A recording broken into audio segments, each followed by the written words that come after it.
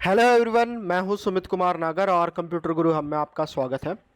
आज जो टॉपिक हम करने जा रहे हैं वो है पाइथन 4 क्लासेस 12 के चैप्टर 4 का यूजिंग पाइथन विद लाइब्रेरीज का इंपोर्टिंग मॉड्यूल्स इन अ पाइथन प्रोग्राम। इससे पिछली वाली क्लासेस में मैंने आपको ये बताया था कि एक मॉड्यूल क्या होता है, लाइब्रेरी क्या होती है और कोई भी मॉड्यूल अगर मैं बनाता हूं तो उसका स्ट्रक्चर कैसे होता है।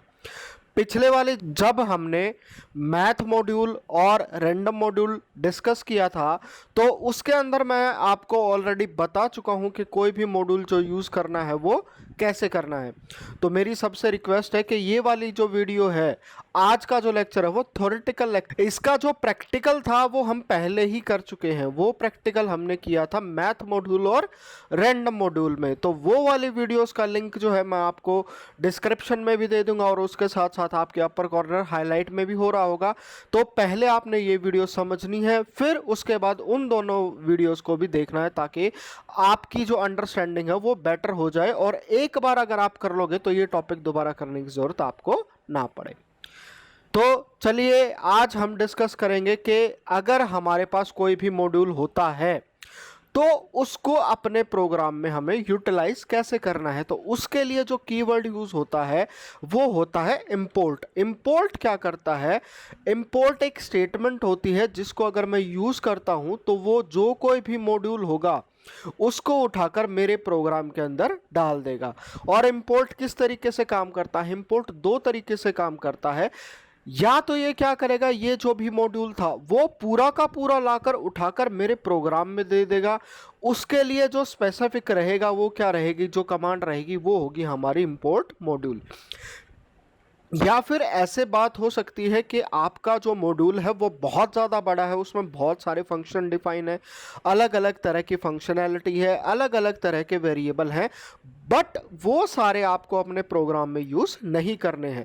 तो आपको अगर सिलेक्टेड कंटेंट करना है, एक दो ऑब्जेक्ट ही उठाना है मॉड्यूल के अंदर, तो उसको कैसे यूज़ करेंगे? तो उसके लिए जो हमारे पास कमांड होगी उसके अंदर हमें लिखना पड़ेगा फ्रॉम, फिर मॉड्यूल का नाम, फिर इंपोर्ट और फिर जो पर्टिकुलरली ऑब्जेक्ट हम जो है अपने प्रोग्राम में इंपोर्ट करना चाहते हैं। तो जैसे आपने पिछले वाली क्लासेस में किया था, जब हमने मैथ मॉड्यूल किया था तो मैथ डॉट पाव किया था, तो उस तरीके से हमें जो है वो सारा काम करना पड़ेगा। तो इसी चीज़ को डिटेल में कर लेते हैं कि मुझे अगर पूरा का पूरा एंटायर का एंटायर मॉड्यूल इंपोर्ट करना था तो उसके लिए हमारे पास इंपोर्ट स्टेटमेंट थी। एग्जाम्पल के लिए हमें जैसे क्या करना पड़ा था, इंपोर्ट मैथ करना पड़ा था। अब इसी के अंदर साथ साथ क्या हो सकता है, अगर मैं चाहूँ, अगर और मेरे प्रोग्राम की ज़रूरत है कि मुझे एक से ज़्यादा मॉड्यूल अपने प्रोग्राम में चाहिए, तो वो एक सिंगल इंपोर्ट स्टेटमेंट के साथ मैं अपने प्रोग्राम में इंपोर्ट कर सकता हूं। उसके लिए आपको क्या करना पड़ेगा, उसके लिए आपको जो मॉड्यूल 1 है कॉमा मॉड्यूल 2 फिर कॉमा मॉड्यूल 3, इस तरीके से आप सारे मॉड्यूल जो है वो लिख सकते हैं। फिर उसके बाद जब मैं इंपोर्ट मॉड्यूल लिखता हूं तो एक्चुअल में मेरे प्रोग्राम में क्या होता है, वो प्रोग्राम जब मैं रन करता हूं तो मेरा जो इंटरप्रेटर है वो सबसे पहले जो मैंने इंपोर्ट स्टेटमेंट कर रखी है वो मेरे कंप्यूटर में उसको ढूंढेगा और सबसे पहले उसको एग्जीक्यूट करेगा, उसको इंटरप्रेट करेगा और फिर वो वाली चीज़ जो भी उसने डेटा कलेक्ट किया है वो सारा जो है वो मेरे प्रोग्राम को अवेलेबल करा देगा। फिर इसके अंदर क्या करेगा, इस इंपोर्ट के थ्रू जो भी फंक्शन के अंदर, जो भी मॉड्यूल के अंदर कोई भी प्रोग्राम था, वेरिएबल था, फंक्शंस था, वो सारी चीज़ें जो हैं हमारे प्रोग्राम में अवेलेबल हो जाएंगी। फिर उसके बाद जैसे एग्जाम्पल के तौर पर अगर हम कोई फंक्शन यूज़ कर रहे थे, पिछले क्लासेस में भी हमने यूज़ किया था, तो मैथ डॉट पावर लिखा था और ये किसके लिए था, पावर के लिए था। यहाँ पर ये क्या करेगा, 2⁴ कैलकुलेट करेगा जिसका आंसर हमारे पास क्या आएगा, 16.0। इस चीज़ का ध्यान देना है, जो ये रिजल्ट देता है वो हमें फ्लोट में देता है ना कि इंटीजर में। फिर इसी का दूसरा पार्ट जो आ जाता है वो आता है कि मुझे इंपोर्ट करना है एक सेलेक्टेड ऑब्जेक्ट किसी मॉड्यूल के अंदर से। इससे पिछले वाली क्लासेस में मैंने बताया था कि ऑब्जेक्ट जब आप बहुत अच्छे से क्लैरिफाई होगा जब हम क्लासेस के बारे में बात करेंगे। क्लासेस के अंदर क्या होता है, अगर क्लास का कोई इंस्टेंस बना लेता हूं मैं तो उसको ऑब्जेक्ट कहते हैं, जिसके अंदर क्लास की सारी प्रॉपर्टीज होती हैं। ये अभी आप पहली बार प्रोग्रामिंग लैंग्वेज सीख रहे हैं तो आपको समझ में नहीं आएगा। अभी आप इसको सिर्फ इस तरीके से कंसिडर कीजिए कि आपने जो कोई भी मॉड्यूल बना रखा था उसके अंदर कोई फंक्शन था या कोई वेरिएबल डिक्लेयर था जिसको हमने ऑब्जेक्ट कहा। तो वो वाला ऑब्जेक्ट हमारे प्रोग्राम में कैसे आएगा। अब बात आती है कि अगर मैं कोई भी ऑब्जेक्ट अपने प्रोग्राम में इंपोर्ट कर रहा हूं तो उसको इंपोर्ट करने के हमारे पास 3 तरीके होते हैं। सबसे पहली तो हमारी स्टेटमेंट हो गई कि कोई भी अगर हमें ऑब्जेक्ट इंपोर्ट करना है तो फ्रॉम लगेगा, फ्रॉम मॉड्यूल का नाम, फिर इंपोर्ट और फिर जो अभी ऑब्जेक्ट हम अपने प्रोग्राम में यूज़ कर रहे थे। सबसे पहली चीज़, अगर कोई सिंगल ऑब्जेक्ट करना हो, जैसे हम मैथ का ही मैं एग्जांपल लेके चल रहा हूँ क्योंकि ये मैंने करवा रखी है, जितने भी मेरे सारे स्टूडेंट हैं उनको मैंने ये चीज़ अच्छे से समझाई थी। अगर आप भूल गए हो तो मैं फिर से आपको रिमाइंडर दे रहा हूँ कि वो वाली वीडियोस जो मैं कह रहा हूँ, मैथ मॉड्यूल और रैंडम मॉड्यूल वाली वीडियोस, एक बार आप दोबारा ज़रूर देखिएगा। तो उसके लिए हमें क्या करना पड़ेगा, उसके लिए हमें लिखना पड़ेगा फ्रॉम मैथ मॉड्यूल का नाम, फिर जो ऑब्जेक्ट हम इंपोर्ट करना चाहते थे। तो जैसे यहाँ पर एग्जाम्पल के तौर पर हमने पी लिया हुआ है, तो पी के बजाय अगर मैं SQRT ले लेता, पावर ले लेता, एब्सोल्यूट वैल्यू ले लेता, तो वो सारी हम यहाँ पर यूज़ कर सकते थे। फिर उसके बाद मान लो एक ना चाहिए, 2 ऑब्जेक्ट चाहिए, तो जैसे ही हमने मल्टीपल मॉड्यूल को इंपोर्ट किया था इसी तरीके से मल्टीपल ऑब्जेक्ट को हम इंपोर्ट कर सकते हैं और प्रोसीजर सेम रहेगा। आपने इंपोर्ट लिखना है, उसके बाद object 1 comma object 2 comma object 3 comma object 4, और इस तरीके से अगर आप चाहे तो जितने भी ऑब्जेक्ट हैं वो सारे आप अपने प्रोग्राम में इंपोर्ट कर सकते हैं। फिर उसके बाद आता है to import all the objects of the module. All यानी कि जितने भी ऑब्जेक्ट हैं हमें वो सारी चीज़ें इंपोर्ट करनी है, फ्रॉम कमांड के थ्रू करना है। तो उसके अंदर क्या लिख देंगे, from module import star. Star का मतलब होता है यहाँ पर A to Z, A से Z, 1 2 3 0 to 1, सारी चीज़ें उसके अंदर इंक्लूडेड हैं। एक बात बहुत गौर करने वाली है, स्पेसिफिक आप नोट बना लीजिए, लिख लीजिए। अगर मैं पूरा का पूरा मॉड्यूल अपने प्रोग्राम में इंपोर्ट करता था तो हमें कैसे यूज़ करना पड़ता था उसको। हमें उसको यूज़ करना है तो सबसे पहले मॉड्यूल का नाम, फिर डॉट उसकी फंक्शनैलिटी जो हमने अपने प्रोग्राम में इंपोर्ट की है।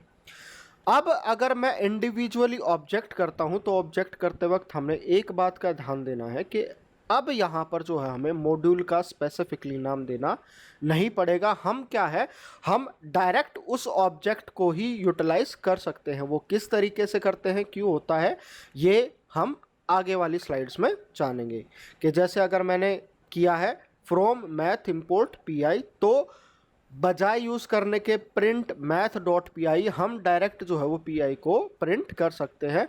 फिर एक बहुत इम्पोर्टेंट कंसेप्ट आता है, चाहे आप कोई भी प्रोग्रामिंग लैंग्वेज यूज़ कर रहे हो, सी कर रहे हो, C++ पढ़ रहे हो, जावा पढ़ रहे हो और पाइथन पढ़ रहे हो, तो एक जो स्पेसिफिक चीज़ आपको पता होनी चाहिए वो होता है नेम स्पेस। जैसे अगर आपने C++ के ऊपर काम किया है तो यूजिंग नेम स्पेस std जो है एक कमांड होती है, वो सिर्फ आधे से ज़्यादा जितने भी आपको पढ़ाने वाले होंगे वो ये बता देंगे कि ये बस आपको यूज़ करना है, बट क्यों करना है वो कोई नहीं बताएगा, वो मैं बताऊंगा क्योंकि बाकियों को पता नहीं है। मैं आपको पूरी डिटेल में बताऊंगा कि नेम स्पेस एक्चुअली में होता क्या है। एग्जाम्पल के तौर पर आप ले लीजिए, जैसे मैं टीचर हूँ और मेरी क्लास है, उसमें सचिन नाम का एक बच्चा है। तो अगर अपनी क्लास में जाकर मैं सिर्फ चिल्लाता हूं कि सचिन, तो वो बच्चा हाथ उठा लेगा। अब इसी इंस्टांस को अगर बड़ा कर लीजिए, बड़ा करने के बाद क्या करते हैं, जैसे ही कि मान लो पूरा स्कूल है और पूरे स्कूल में मैं नाम लेता हूं सचिन, तो वहाँ पर हो सकता है कि 6 7 8 बच्चे हों जिनका नाम सचिन होता है। तो वहाँ पर क्या होता है, एम्बिग्यूटी बन जाती है। एम्बिग्यूटी इन द सेंस, अगर मैं कोई भी नाम लेता हूँ तो उसका करेक्ट आंसर नहीं बनता है। इसी तरीके से जब मैं प्रोग्राम यूज़ करते हैं, हम प्रोग्रामिंग करते हैं, तो हमें पता है कि हम अलग अलग वेरिएबल नेम यूज़ करते हैं। तो जैसे ही मैं वेरिएबल नेम यूज़ कर रहा हूँ, मुझे उन सारे वेरिएबल्स का पता है कि वो मेरे प्रोग्राम में यूज़ हो रहे हैं, तो उनका मतलब ये है और उनका मतलब ये है। बट अगर मैं कोई मॉड्यूल अपने प्रोग्राम में इंपोर्ट करता हूं और ऐसा हो जाता है कि 2 या 3 वेरिएबल या एक वेरिएबल मेरे मॉड्यूल के अंदर और मेरे प्रोग्राम के अंदर दोनों का नाम सेम था, तो इंसान समझ सकता है, बट कंप्यूटर से बेवकूफ़ चीज़ कोई नहीं है। इसको जो बताओगे ये वो करेगा, उससे ना एक ज़्यादा करेगा ना एक कम करेगा। ये खुद से डिसीजन नहीं ले सकता है, इसको डिसीजन हम देते हैं। अगर इसको खुद से डिसीजन लेना होता है तो एआई जो है हम इंट्रोड्यूस करते हैं और वो पाइथन के थ्रू ही बनती है, बट वो बहुत आगे लेवल वाली बात है। जो हम एग्जांपल लेके चल रहे थे कि जैसे मेरा प्रोग्राम है और मैंने मॉड्यूल इंपोर्ट कर लिया है, दोनों के अंदर जो है बहुत सारे सिमिलर नेम आ जाते हैं, तो प्रोग्राम जो हमारा कंप्यूटर है वो किस तरीके से डिफरेंशिएट करेगा, तो ये उस टाइम पर डिफरेंशिएट नहीं कर पाएगा। तो नेम स्पेस आप क्या कर सकते हो कि नेम स्पेस को आप ले सकते हो कि ये एक लिस्ट है जिसके अंदर नाम है, और उस लिस्ट के अंदर जो क्या है, हर एक नाम है, इसको ये पता है ये किसके कॉरस्पॉन्डिंग है। फिर अगर सेम नाम अगर इसको लिस्ट में मिलता है, दूसरी लिस्ट में मिलता है, तो इसको कोई दिक्कत नहीं होती, ये आराम से पता कर सकता है कि ये इस वाली लिस्ट के साथ एसोसिएटेड है और ये नाम है। तो वहाँ पर जो है हमारा कंप्यूटर डिफरेंशिएट कर सकता है। तो नेम स्पेस जैसे हम प्रोग्रामिंग लैंग्वेज में यूज़ करते हैं, तो वो क्या करता है, एक होल्डर जैसे फॉर एग्जांपल एक डायरी के जैसे होता है कि उस डायरी के अंदर जितने भी मैंने वेरिएबल नेम यूज़ किए हैं उन सब की वैल्यू क्या है, क्या वो कहाँ से आए हैं और क्या वैल्यू होल्ड करके रख रहे हैं, वो सारी चीज़ें यूज़ कर रहा है। अब उसके अंदर अगर मान लो मैं कोई दूसरे प्रोग्राम की चीज़ें उठाता हूँ और जिसके अंदर सेम नेम है, तो वो नेम स्पेस से डिफरेंशिएट करेगा कि ये वेरिएबल इस वाले प्रोग्राम का हिस्सा है और दूसरा वेरिएबल दूसरे प्रोग्राम का हिस्सा है। और वीडियो अगर आपको अच्छी लग रही है तो लाइक ज़रूर कीजिएगा, वीडियो को शेयर कीजिएगा, ताकि आपके जितने भी साथ पढ़ने वाले हैं उन सब का जो कंसेप्ट है वो क्लियर हो जाए। तो नेम स्पेस की अगर मैं फिर प्रोग्रामिंग वाली बात करें, तो प्रोग्रामिंग में क्या होता है कि जैसे ही मैं कोई भी .py फाइल बनाता हूं, तो हमारा कंप्यूटर क्या करता है, उसके लिए एक सेपरेट नेम स्पेस यानी कि एक सेपरेट होल्डर जो है वो चूज़ कर लेता है, जिसके अंदर जो भी वेरिएबल यूज़ हो रहा है, जो भी फंक्शन यूज़ हो रहा है, उनकी वैल्यूज़ क्या होती है वो होल्ड करके रखता है। अब बारी आई है कि ये सारी चीज़ें अभी हम इंपोर्ट के ऊपर डिस्कस कर रहे थे, बट इंपोर्ट के साथ साथ नेम स्पेस कैसे बीच में आ गया। तो इसका रीज़न ये है क्योंकि जब भी मैं कोई भी इंपोर्ट मॉड्यूल कमांड यूज़ करता हूँ, तो आपको पता है कि कंप्यूटर में हर एक चीज़ की प्रोसेसिंग होती है और हर एक चीज़ की प्रोसेसिंग करने का अपना एक मेथड होता है।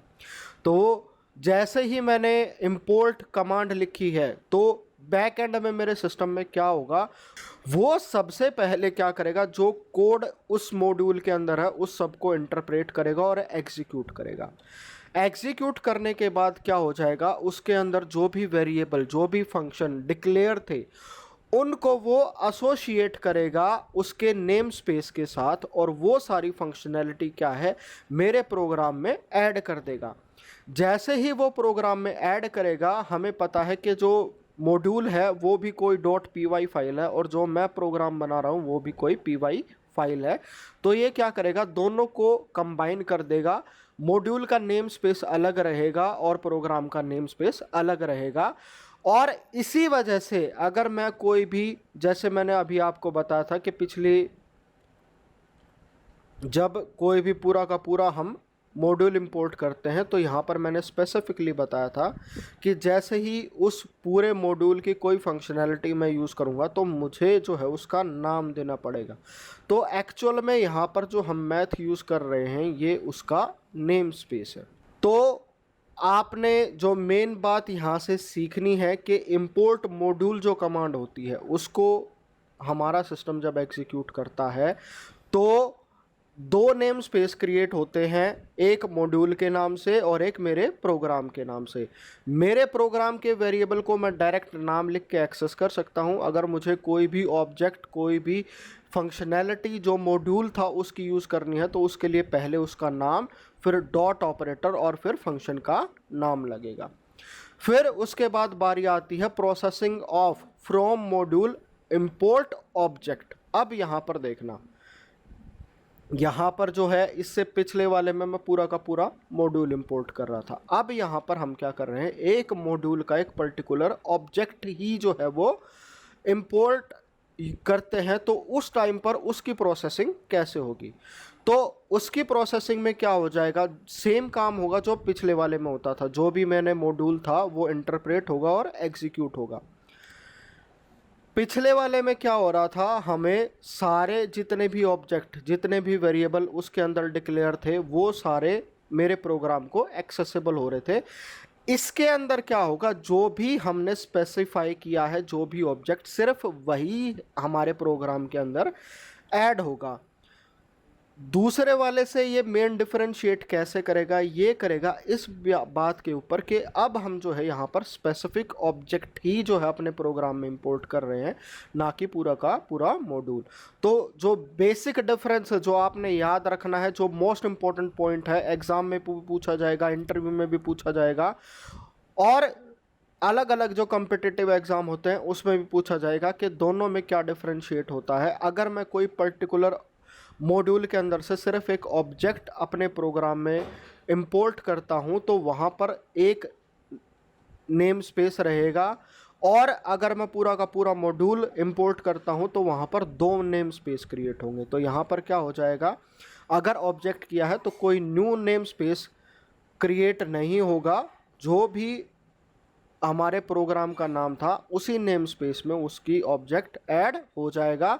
और जैसा कि मैं आपको बताया था कि अभी मैंने जब हम बात कर रहे थे कि यहाँ पर जब हमने बात की थी कि अगर ऐसा ही हो जाता है, सिंगल ऑब्जेक्ट लग जाता है, तो हम उसको डायरेक्ट यूज़ कर सकते हैं। उसके लिए हमें उसका नाम यहाँ पर यूटिलाइज करना नहीं पड़ेगा। तो आई होप जो पॉइंट थे, इनके पीछे जितनी बारीकी थी वो मैंने आपको स्पेसिफिकली बताई है। आप इसको कहीं और पढ़ेंगे तो आपको ये चीज़ें डिटेल में नहीं बताई जाएंगी, ना ही कोई इतना टाइम दे देगा, क्योंकि ये क्या सोचेंगे वो थ्योरी का सिर्फ थ्योरी है और इसके ऊपर ध्यान देने वाली कोई बात नहीं है। बट ये कंसेप्ट बहुत ज़्यादा ज़रूरी है, क्योंकि जब तक आप ये चीज़ें नहीं समझेंगे, आप जो मेन मिस्टेक करते हो कि कहीं पर आप भूल जाते हो कि नाम पहले लिखना था, ऑब्जेक्ट लिखना था, कौन सी चीज़ें क्या थी, कहीं पर लिखना है या नहीं लिखना है, वो सारी चीज़ें आपकी सिर्फ इसी कंसेप्ट से क्लियर हो सकती है। तो आई होप आपको कंसेप्ट क्लियर हुआ होगा। अगर आपका कोई भी डाउट है तो कमेंट कीजिएगा, और आप चाहते हो मैं किसी और कंसेप्ट के ऊपर वीडियोस बनाऊं तो उसको भी कमेंट कीजिएगा। तो आज की वीडियो में इतना ही। Thank you all, thank you for watching.